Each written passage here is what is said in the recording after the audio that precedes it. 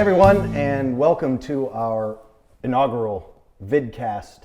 What's inaugural? Inaugural is the first one. The first of Not many. first annual. First of many. First of many. And we're excited to bring this to you. My name is Seth Hayhurst. This is Jake Hayhurst, and this is Daniel Hayhurst. My two younger brothers. We own a company called Hayhurst Brothers Homes, a company where we design and build beautiful homes and all around the Wise County area. And it's what we do. It's what we have a passion for. And this Vidcast is going to have a lot of topics that have to do with not only the design, but the build and efficiencies. And I mean, there's no telling what we're going to talk about. Yeah, which goes with design. True. We're going to have a bunch of stuff we're going to be talking about over the next weeks when we do these vidcasts. But this first one is probably the most important one to us, and it's about design and style and our passion in home building and home design. And that's the mid-century modern home, which is a movement, really, and this is the second coming of the movement. And what's interesting to know about movements is there has to be an artistic push, and then there has to be a necessity push in order for a movement to happen. A movement doesn't happen without those ingredients. Mm-hmm. And so I love the background to the mid-century movement. I love that the artistic movement and push was considered probably in the 20s and 30s. In the 30s in Germany, there was a school of design called the Bauhaus School, which in German means build home, Bauhaus. So this was a design school that basically had architects and all different arts and crafts, all different kinds of design, and there's a simplistic movement that came from that artistically. And then the mechanism of push from a necessity standpoint really hit after World War II. I haven't been able to put my finger on why. I know it happened after roughly about 9 months after all of the soldiers came back to their wives. All of a sudden there was this incredible need for housing for families, affordable housing for families. And I'm not sure why that correlates with 9 months after the soldiers came home, but that's for another topic. I guess we'll talk. We can. I think they call that the baby boom. Don't think I've ever heard that. So essentially what happened was these soldiers came home and they procreated often and early, and there was this influx of family and the need for family housing. There wasn't a ton of economic boom as far as on the individual level family-wise, so tract homes kind of popped up. And these are homes that were built for efficiency, they were built for cost. Economical. Very economical, and they could go up fast, and they could go up really fast. And so it's a marriage, that movement was a marriage of that artistic creation in the 30s in Germany, and then the necessity to build houses quickly because of the artistic and architectural way that these houses are built. They're simple. There's a couple of elements of a mid-century modern home. One of the main ones is simple lines, monochromatic materials, and a simplicity that lended to quick and efficient building. Another really important part of it was wide open living spaces, and this was geared towards families so that the family could spend more time together as opposed to being shut off in segmented rooms. One of my favorite aspects of this movement was their goal to bring nature inside. And so you will see this in a lot of mid-century homes and their design, wall of windows, huge sliding glass doors, and that was, interestingly enough, you can trace that back to the design school where they were trying to get kids more interested in being outside. You probably don't even realize it, but you, in your brain somewhere, have seen some of the most influential mid-century modern buildings of that time, kind of that spurred on this movement. For example, the RIVERPLACE Tower in Jacksonville, Florida. Cal Poly Pomona College of Environmental Design. That's Dulles Airport in Northern Virginia. Yeah, that's an interesting one. One of my favorites is the North Christian Church. And these are buildings that will kind of kick off that era or be spoken of in that era. And when it comes to the buildings, that's pretty iconic, but I think beyond all of that, you think of the mid-century modern movement, you're gonna think of Frank Lloyd Wright, who was, in my opinion, the greatest artist of that time and when it comes to architecture. Maybe most maybe not even most Probably the most well-known. I wouldn't say the greatest. See, I'm a front runner, so I clearly like him the best because everyone knows about him. It makes me sound smarter. You're the guy that likes what everybody else likes. Yes, I like the New England Patriots. Obviously. I like winners. Yeah, is what I like. LA Lakers. If I can say something that everyone recognizes, it increases my intelligence level and credibility to them. So, but I imagine you have a more artistic choice. Don't No, you? Frank Lloyd Wright was an amazing architect. I mean, but there are others. But. See, most people only know the mid-century movement as Frank Lloyd Wright, but there are others. Julius Ralph Davidson, he came here in the 20s, moved to California, and was one of the first people to really take on this style, the case study style. The case studies homes were, to your point earlier, when you started talking about after World War II, it was really the magazine, the Architecture magazine came out and basically gave a myriad of architects a goal or a... It was a project, almost. Yeah, it was a project to see who could come up with the most efficient home in this kind of style. And something like you said that is replicatable, that is cost-effective to build, and something you can put up really quick. And I think the design aspects of those homes were incredible. Open spaces, lots of natural light. I think the reason that those spaces ended up phasing out, a big reason for that was the efficiencies of the home. They didn't have... That was going to be one of my questions to you guys who have spent more time researching this, is what can you attribute the disappearance? If this is such an efficient, wonderful way to build, why did it disappear between 1970 and 2015, 16? Well, energy efficiency is a big one. Yeah, energy efficiencies, and they didn't have double pane argon-filled glass, for instance, and they're putting these walls of glass in the homes, which does create that indoor-outdoor feel, makes the house feel bigger, lots of natural light. But the reality of that is when you have single pane glass and you've got solar gain coming in, You're denting your pocketbook monthly. Very inefficient homes. Unless you live in Southern California or something, where a lot of these homes were. And even then, they were very, the efficiencies were so outrageous that So it got to a point where inefficiencies. maybe the build of the house was affordable, but the everyday use of the house became unaffordable in a way. Right. Correct. So with the mono-pitch roof, there's not a lot of room for insulation, so they weren't able to insulate the attic space because there was no attic space in these homes. So What about maintenance on these homes? Was that something in my research found that there was more maintenance on these homes with the less pitched roofs, had to keep them clear of leaves, and the steeper the roof, the stuff falls off as opposed to... And that's another attribute to science and everything, kind of materials moving forward.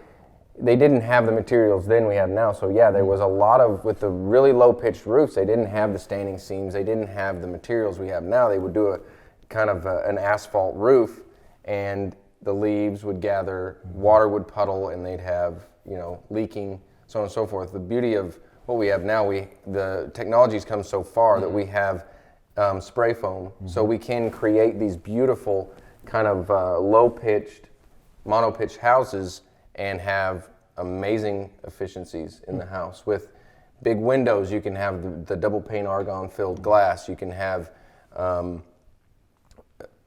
R32 up to whatever really you want in the ceiling space, because there's a minimal ceiling space, but because we have spray foam, we can encapsulate that house and it becomes far more efficient. Which is great, because now with the technologies that we've acquired, we can bring a lot of those amazing styles back that went away.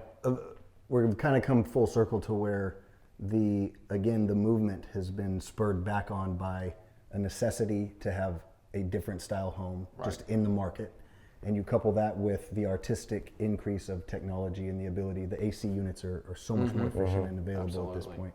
So that is kind of pushing, because let's not mince words, this movement is coming back. Yeah, it's a lot of people are calling it the new century movement, new century modern movement. It's really taking that style, which has always been around, and bringing it back and updating it with all of the efficiencies and the technology we have today, I think is what is making that happen. And on that note, it's not without its pitfalls, if you will. The technology? Yeah, and just the new... innovativeness? There you go. Take this house, for instance.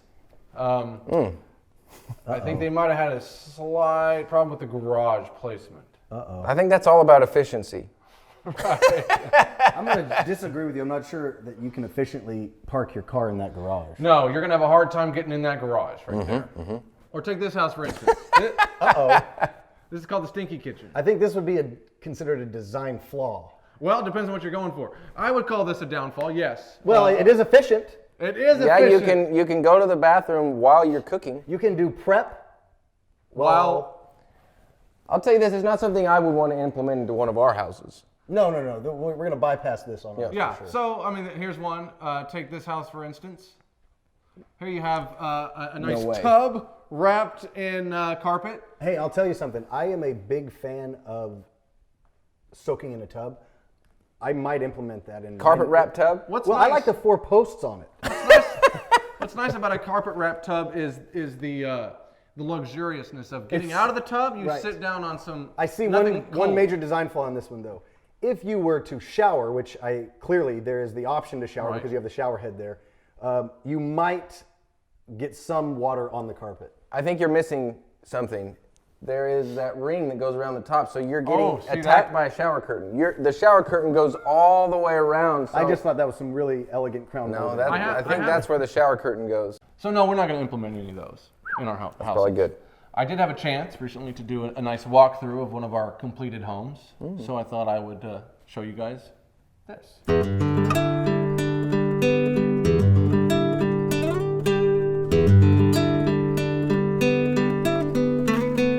Come on in here. We're in Willow Point. I've got my co-pilot here with me to help out. So we built this great room where she does a lot of entertaining. She wanted the kitchen just right here in the middle of all the action. This house has a definite mid-century feel to it is what we wanted. So as you can see with the offset style fireplace we built here with rock and the brick mixed with the walnut cabinetry to match the cabinets that we put in the kitchen here. And then as you see, it carries right through the front door to the whole back wall is nothing but windows and a big 6-foot opening for the door. So the roof structure is 20-inch trusses that span the whole thing so that we can cantilever this porch out and not have any posts.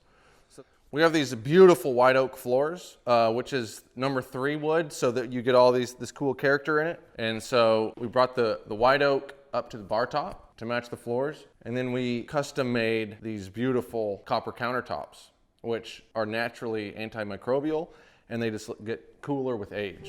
Show you the guest wing, if you will. We've got a beautiful bathroom here. We did the stained concrete, carried the copper in, and we did the champagne brass finishes in here. And as you can see, here's the guest room. Beautiful spot for babies and such. I'll take you down here to the kids wing where all the grandkids come and play. So this is cool. This is a TV room, and you can close these barn doors, block out the glare that comes in. And then the kids have this whole area dedicated to them with their toys and such. We realized there's really a lot of space in here, so we thought we could give the kids a sleeping loft above this room, and built this amazing custom staircase here that also is a walnut and oak combo. Oh, as we pass through, you'll see this porch, we also gave a section of it as a screened-in porch so that the door can just be wide open on days and get the breeze coming in and no bugs to worry about. So through here, again, keeping with, we're out in the country, so they wanted to maximize all of the light and not have to worry about neighbors and that sort of thing. So we have all this awesome big light from all the windows coming in. This is the master bedroom, which comes into the master bathroom here. Rain shower head, awesome counter space here, and again with the champagne brass finishes. Okay, so, and then on this side of the house too is where we've got the garage and the dog trot style house. We kind of mixed several things. You come through here, and this is the laundry room, which passes through here, which is a carport that gives the dog trot style feel, and it also carries through. The driveway comes through and curls back around on the other side of this garage here and makes a circle drive. This is the garage. He also has his own little powder bathroom out here. So he can be out here all day if he wants to and not have to go back into the house. So that's nice. And this would be his study, air-conditioned little room out here in the garage. So pretty cool. So now that you've seen the inside of the house, let's talk about the outside.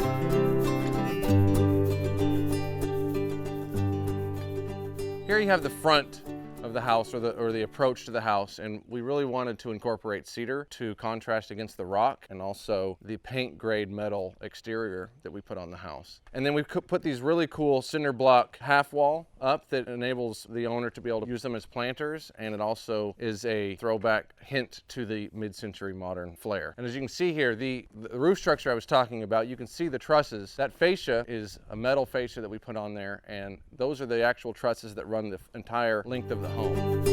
These are grain bins that we sourced off of a farm, and the owner wanted a well house that didn't look like just any other well house. So we created a really cool structure out front that's a talking piece and very functional as well.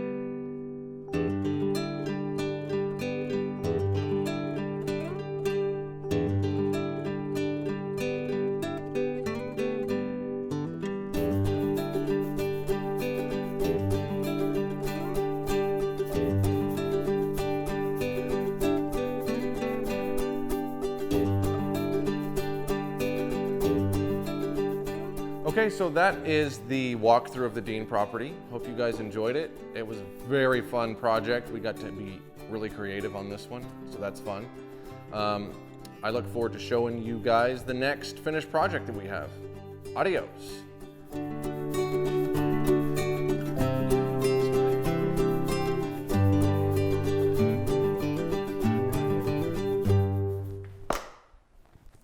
What can we say about that? That was exquisite. Wow. You're a good host. You're a good walkthrough. Yeah. I don't know how you knew all that information about that house, though. We built it. That's how we knew. Is that right? Yeah. It was rather easy. Okay. Yeah. One of my favorite things about that house is the metal fascia on the front, or actually the wraps all the way around. Yeah. And the handmade tiles. I mean, those two attributes in that house were kind of exquisite. I think that's perfect because it really adds, it takes the mid-century modern feel because of the materials that were used in that era were the raw materials, and they brought materials that weren't fabricated. And so I love that we use those materials as kind of a callback, not only in the architectural design, but also the materials used. Yeah. And that's definitely what we're passionate about. It is. We raw are materials. Very passionate about that. We're passionate about this community. We're passionate about everything we do, and we are so excited that we can share some of that passion with you guys every Sunday. Come back and see us and tell us if we did a good job. Or if we didn't. Or if we didn't, keep it to yourself. Constructive criticism. No, keep it to yourself. Thank you guys very much, and we will see you next week. Adios. Good job, Dan. Yeah, good job. Thank you. You did well as well. Well, you told him that good job first. But I think you both did an equally good job. Seth, I thought you did pretty good. Yeah, you I did did fabulous. third No, you did best. You talked to And us. you steered the ship. Which was You were the keel. You're the rudder. Wait. Dan's the Dan's keel. the keel. You're the rudder.